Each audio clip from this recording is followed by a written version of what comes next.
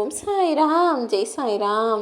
எல்லாரும் நல்லா இருக்கணும், எல்லாருக்கும் நல்லதே நடக்கணும்.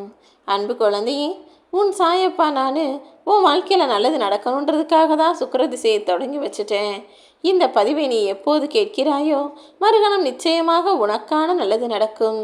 நீ தேடிய எல்லா விஷயங்களும் இப்போது தானாகவே உன்னை தேடி வரும்படியும் உன் வாழ்வில் வெற்றி கிடைக்கும்படியும் நான் செய்வேன். என்னதான் மனசு முழுக்க வலியோடு இருந்தாலும் எதுவுமே நடக்காதது போல சிரித்து சமாளிக்கும் குணம் கொண்ட என் அன்பு பிள்ளையான நீ இதுக்கு மேலும் கஷ்டப்படும்படி நான் விடமாட்டேன் என் செல்லமே. உன் வயசும் ஒவ்வொரு நாளும் ஏறிக்கிட்டே போகுது.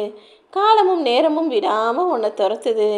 என்னதான் நீ கொஞ்சம் உக்காந்தாலும் கவலைப்பட்டு சோர்ந்தாலும் கூட உனக்காக நிற்காமல் நேரமும் ஓடிக்கிட்டே தானே இருக்குது.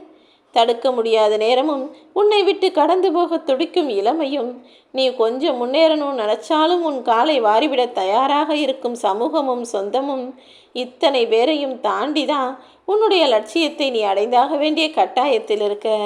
என்ன செய்கிறது, மனிதனாக பிறந்துட்டாலே வாழ்க்கை என்பது போராட்டத்தோடு கூடியதாக மாறத்தான் செய்யும்.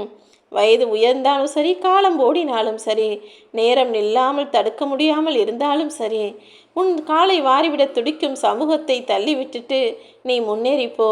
யார் என்ன சொல்கிறாங்க என்ன செய்கிறாங்கன்னு நீ திரும்பி கூட பார்க்க வேண்டாம் என் செல்லமே. ஏன்னா இது ஒரு மாய மந்திரம் நிறைந்த உலகம் போல எல்லாருடைய கெட்ட எண்ணங்களாலும் சுயநலங்களாலும் நிறைஞ்சு இருக்கு. நீ பார்க்கும் எதுவுமே உண்மையும் கிடையாது. நீ எதையும் நம்பவும் வேண்டாம், யாரையும் நம்பவும் வேண்டாம். எல்லாமே இங்கே பொய்யாக மாறிக்கொண்டே இருக்கிறதல்லவா. இங்கு யாரையுமே எதையுமே யாருடைய குணத்தையுமே எவருடைய சிந்தனையையும் யாருடைய செயல்களையும் உன்னால் மாற்ற இயலாது. அதே போல நீயும் யாரையும் மாற்ற முயற்சிக்க வேண்டாம் என் செல்லமே. நீ யாருக்காகவும் மாறவும் வேணாம். நீ நீயாகவே இரு.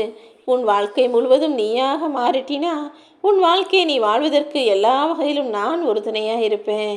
அந்த ஆகாயமும் சரி, இந்த பூமியும் சரி, உனக்கு மேலேயும் கீழேயும் இருக்குன்றதுக்காக அது உனக்கு சொந்தமானதாக மாறிவிடாது தானே. ஏன் உனக்குள்ளே இருக்கக்கூடிய உயிரும் உன்னுடைய உடலுமே கூட உனக்கு சொந்தம் கிடையாது. நீ கஷ்டப்பட்டு எவ்வளோ உறுதியோடு சேர்த்து வச்சாலும் அந்த பணமும் பொருளும் கூட உனக்கு சொந்தம் கிடையாது. எப்போதும் இந்த உலகத்திலும் உனக்கு துணையாய் இருக்கக்கூடியது நீ செய்த தானமும் தர்மமும் கருணையும் தானே.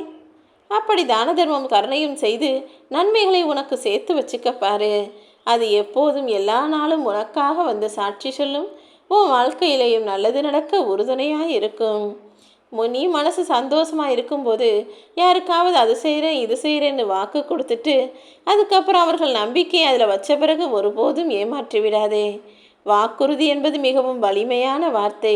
அதை தேவையில்லாமல் நீ ஒரு உணர்ச்சி வசக்கப்பட்ட கட்டத்தில் இருக்கும்போது பயன்படுத்திவிடக்கூடாது. அது சில விஷயங்களை மிக பெரியதாக உருவாக்கும். சில விஷயங்களில் எல்லாத்தையும் உடைச்சு உனக்கே கெடுதல் வந்து சேரும்படியும் ஆக்கிவிடும். எப்போதும் எல்லா சூழ்நிலைகளிலும் நீ கஷ்டப்பட்டு தானே வாழ்க்கையை வாழ்ந்து வந்தாய். இனிமேல் உன் இஷ்டப்படி வாழ்க்கையை வாழும்படி உன் வாழ்வில் சுக்கிர திசையை நான் தொடங்கி வச்சுட்டேன். எதெல்லாம் நீ ஆசைப்பட்டு என்னிடம் கேட்டாயோ அது எல்லாமே இப்போது உன்கிட்ட வந்து சேரப்போகுது.